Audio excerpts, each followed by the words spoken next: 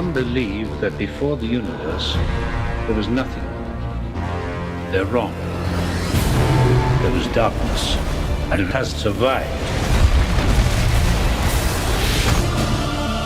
Thor, your bravery will not ease your pain. Your family,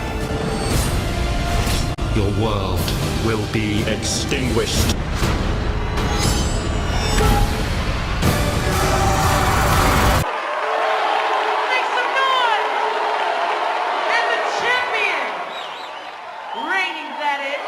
You are now listening to Ladies and gentlemen, boys and girls, all across this poison world. What's up, everybody? It's your boy Joshua Freeman, and welcome back to Joshua vs. the Movies. We'll react, review, and go against all your favorite movies. Today, the movie I'll be going against, standing in the dark corner, Thor: The Dark World. Thor: The Dark World came out in 2013, was directed by Alan Taylor, and it ended up being the 8th movie in the Marvel Cinematic Universe. The Dark World focuses on Thor after the Battle of New York and shows how he's trying to restore order to the 9 realms, and also the reappearance of the mysterious Ether and Dark Elves. Thor: The Dark World didn't do so light, but we're still going to put it on the scale. The genre of the movie will be action, while the visuals and the stunts will focus on how well the action scenes are and how well the CGI looks in the movie. If you guys have questions on the scoring template for each category, it will be in the description below. But I think we're all set, so without further ado, let's get to the review. Round 1. Long before the birth of light, there was darkness. And from that darkness came the Dark Elves. The most ruthless of their kind, Malekith, sought to transform our universe back into one of eternal night. Such evil was possible through the power of the Ether, an ancient force of infinite destruction. The noble armies of Asgard, led by my father, King Bor, waged a mighty war against these creatures.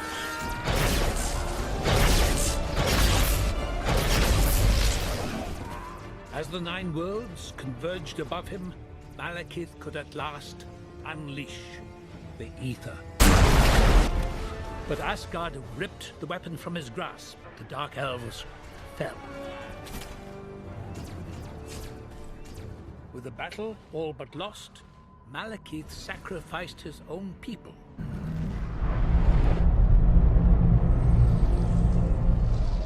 Malekith was vanquished, and the Ether was no more. Okay, so that's gonna be my point. I gave the first movie a pass with the narration, but there's no reason why I should continue in the sequel. Narration is just not good storytelling for a movie most of the time. Round 2.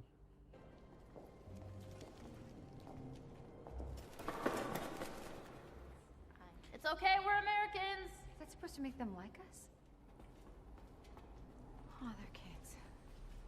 Are you the police? No, we're scientists. We just found it. Can you show us?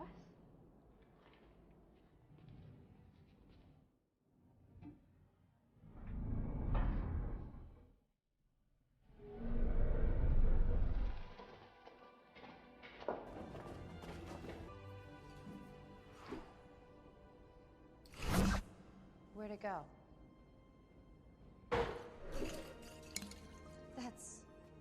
That's incredible. I haven't seen readings like this since New Mexico?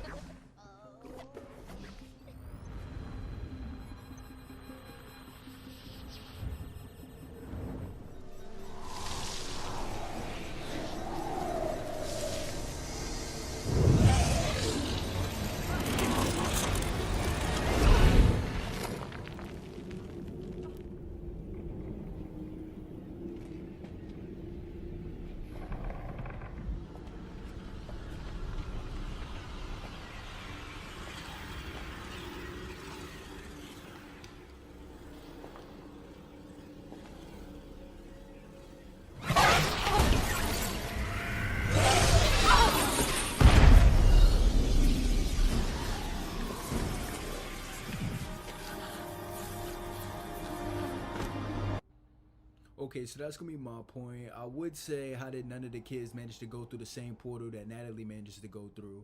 But really, I'm more focused on how Natalie was even able to access the ether.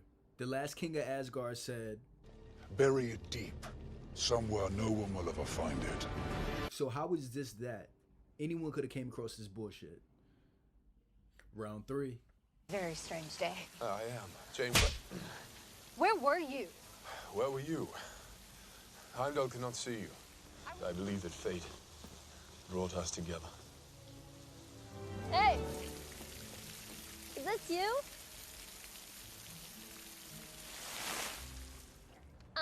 I'm pretty sure we are getting arrested. Hold that thought. Excuse me.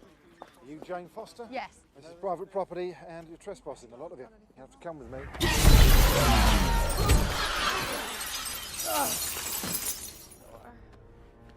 You all right? What just happened? This woman is unwell. She's dangerous. So am I. Officers to save. Hold on to me. What are you doing?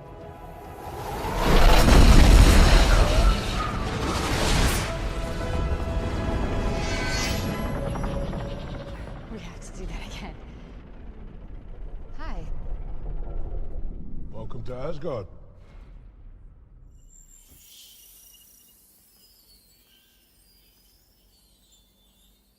My words are mere noises to you that you ignore them completely. She's ill. I brought her here because we can help her. She does not belong here in Asgard any more than a goat belongs at a banquet table. Something is within her, Father. Something I have not seen. Her world has its healers they call doctors. Let them deal with it. Guards, take her back to Midgard. No, I would not. It's impossible. Come with me. There are relics that predate the universe itself. But before that dawn, the dark forces, the dark elves, reigned absolute and unchallenged. Their leader, Malekith, made a weapon out of that darkness, and it was called the Ether. It seeks out host bodies, drawing strength from their life force. Malekith sought to use the Ether's power. After eternities of bloodshed, my father Bor finally triumphed. And the ether was said to have been destroyed with them, and yet here it is. The Dark Elves are dead. Okay, so that's gonna be my point. I just realized how much of a plot convenience it is that Jane, out of everybody on Earth, came across the ether. Really just so her and Thor could meet back up. I mean, if you really think about it, would he even have gone back to Earth this movie if that wouldn't have happened? Also, I told you this movie didn't need narration at the beginning. Odin could have brought up the Dark Elves here, thus explaining their backstory. But since I'm on the characters, Natalie Portman tries her best in this movie, but not even her, Anthony Hopkins, Chris Hemsworth, or even Tom Hiddleston could have saved this movie. They're above average cast, but aside from Natalie Portman, their performances don't have the same impact as it did in the first movie. So with that, the movie earns a 0.6 out of 1.0 for actors and acting. Round 4.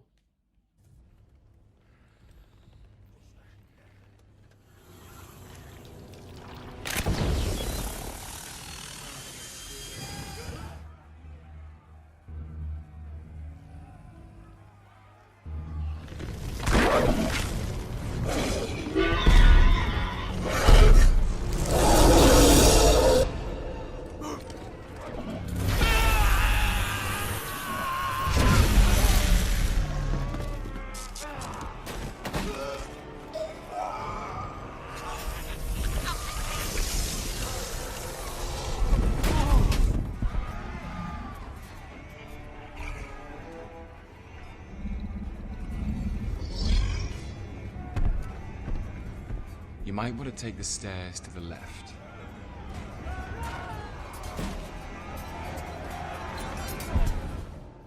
Prisons, go.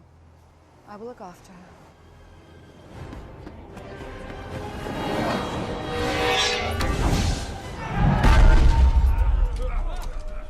Return to yourselves. No further harm will come to you. You have my word. Very well. You do not have my word.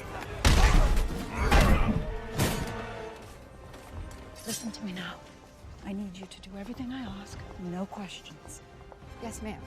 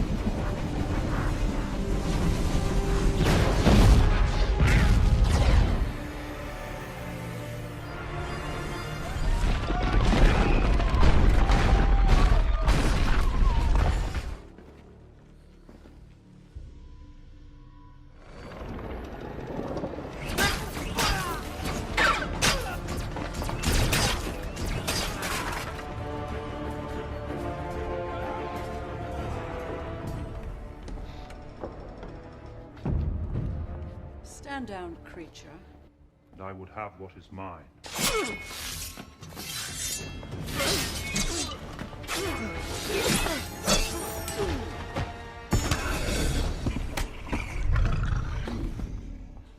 You have taken something, child. Where is the ether?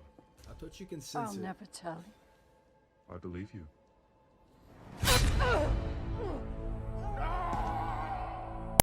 Okay, so that's gonna be my point. So did the Dark Elf guy only act like a prisoner just so he can knock down the force field that Heimdall pull up? Because I feel like the Dark Elves didn't and shouldn't have known about it. Plus, the Dark Elves been asleep for thousands of years. Asgard hasn't updated their security since then. Also, why is this Dark Elf asshole asking where the ether is? You telling me he knew the ether was in that room, but now he can't locate it? But for real, the directing from Alan Taylor isn't anything special. Not with any aspect in the movie. It actually makes Shane Black's directing from Iron Man 3 looks okay. So with that, the movie earns a 0.3 out of 1.0 for directing. Round 5. I do not wish to fight with you. Nor I with you. But I intend to pursue Malekith. I'll take Jane to the Dark World and draw the enemy away from Asgard. When Malekith pulls the ether from Jane, it will be exposed and vulnerable, and I will destroy it and him. You risk this weapon falling into the hands of our enemies. The risk is far greater if we do nothing. His ship could be over our heads right now, we'd never even know it. His men will fall on 10,000 Asgardian blades. And how many of our men shall fall on theirs? As many as are needed! We will fight! To the last Asgardian breath.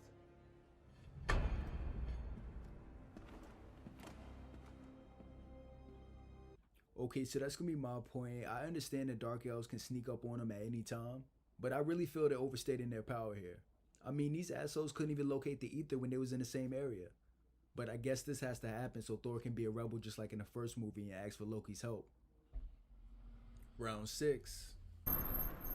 You'll have to sign for your father's belongings, Mr. Selvig.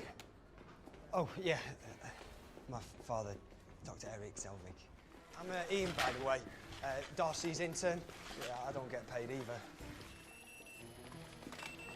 Dr. Selvig, say your gear is beeping at me. It's happening. It's sooner than I calculated.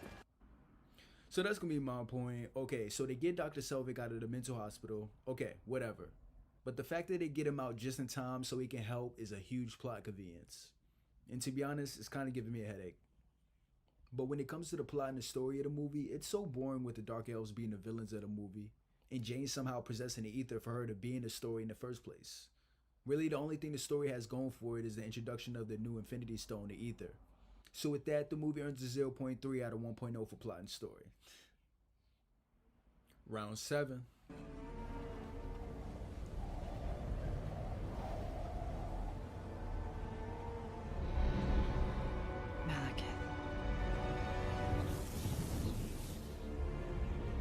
All right, you ready? I am.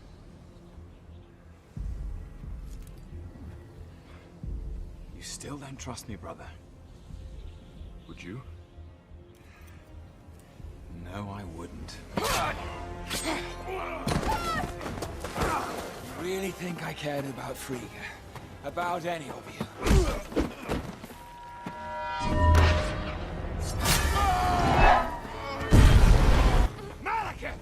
I bring you a gift.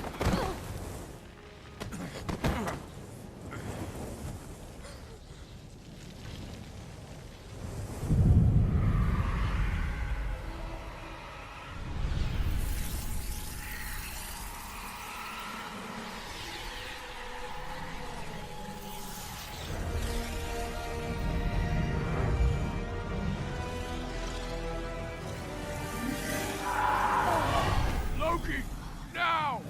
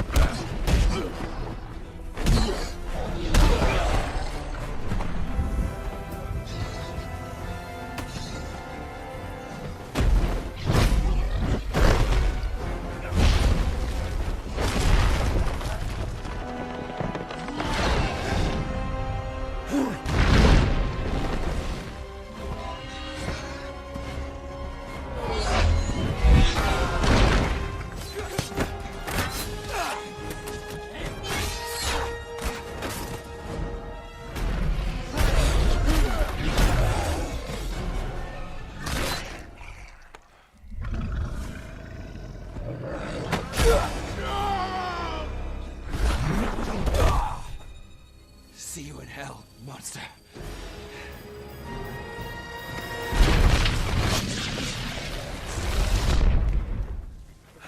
No. Okay, so that's gonna be my point. It was a cool plan with the double cross, but I really don't know how strong these Dark Elves really are. It seems like they're not as strong when they don't have the red rock, but when they infect themselves with the red rock, it seems like they're definitely stronger than Thor or even his hammer. So this movie doesn't do well explaining it at all. I mean, this guy was literally messing Thor up and using his hammer as a toy. But just like the directing, the action isn't anything special in this movie either. The Dark Elves' powers aren't explained all that well, just leaving the filmmakers to do whatever with them action-wise. So with that, the movie earns a 0.2 out of 0.5 for action. Round 8. He's gonna unleash it. Not just on Asgard or on a star. Malekith is gonna destroy everything. Now we're trapped here. It's not me. Hello? Hi, Jane. It's Richard. Richard? This is amazing. Is it? How am I getting service here? Is this about time? Do you want me to try later? No, please, whatever you do, do not hang up the phone. Am I interrupting something? No, nothing at all. Hello? Why there's so many shoes in here?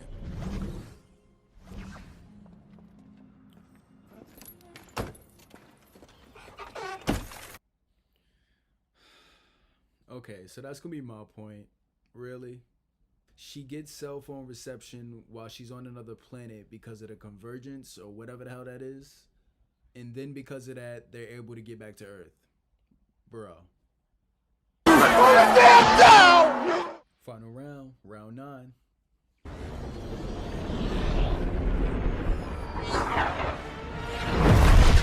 You needn't have come so far, Asgardian. Death would have come to you soon enough. Your world and your family will be extinguished! Sure this is going to work? These devices were made to detect anomalies, not cause them. Oh, come on. You know, with all that power, I thought you'd hit harder.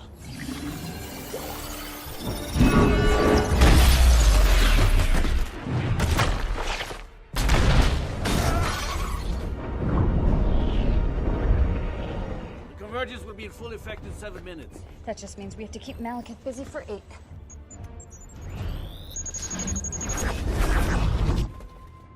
That is awesome!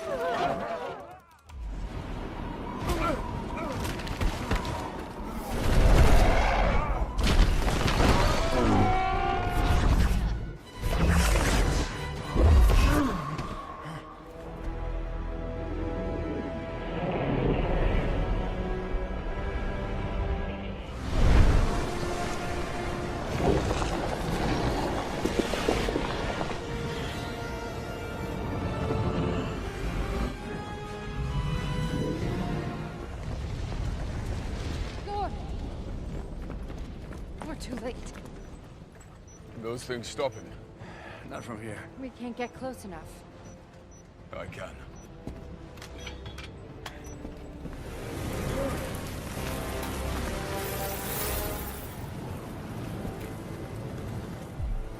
Darkness returns, Asgardian. Have you come to witness the end of your universe?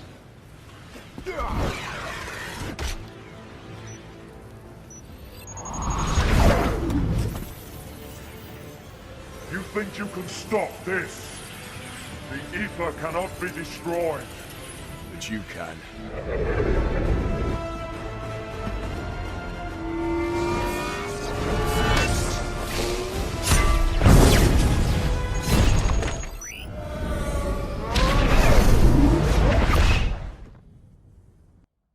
Okay, so that's gonna be my point. So I guess the final battle of the two characters being transported around is supposed to be cute, but really it's not. I still don't understand how they even able to transport when the convergence hasn't even happened yet. And how she still managed to find the damn ether. But when it comes to the visuals and the stunts in the movie, they're pretty average. But I will say this, they're not the worst thing in the movie. So with that, the movie earns a 0.3 out of 0.5 for visuals and stunts. So there you guys have it. That's my match against Thor: The Dark World. It turns out they should have kept that shit in the dark as I end up winning this one. We're not done yet though. Let's go check out the final numbers.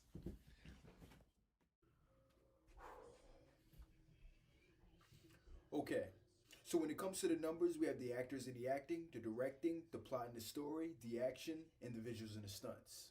There wasn't any substantial music in the movie, so that'll be a 0.0 out of 0.2. There was no problem editing wise either, so that'll remain a 0.3 out of 0.3. And like I said before, Thor: The Dark World's plot isn't any good as it's filled with mostly cliches and plot conveniences. And Alan Taylor's directing doesn't do much to improve the movie either. So now that we have all the numbers, let's add them up. So the movie ends up with a 2.0 out of 4.5, and that gives it a C rating. So there you guys have it. That's my movie review of Thor: The Dark World. If you guys enjoyed the video, don't forget to leave a like, and also let me know what you think of the ranking. Do you think Thor: The Dark World is on par with X-Men Origins Wolverine? Is it good or is it worse? What do you think? Also, let me know what movie you want me to go against. Next week, I'll be going against Jason Bourne. That's Jason Bourne. On your left. Oh wait, I mean Captain America. But until then, this is Joshua Freeman. This has been Joshua vs. the Movies. I'm going to see you guys in the next match. Everybody, thank you guys for tuning into the video. If you guys like what you saw, don't forget to hit subscribe. And if you guys want to check out more content, don't forget to visit the page. And I'm going to see you guys in the next match.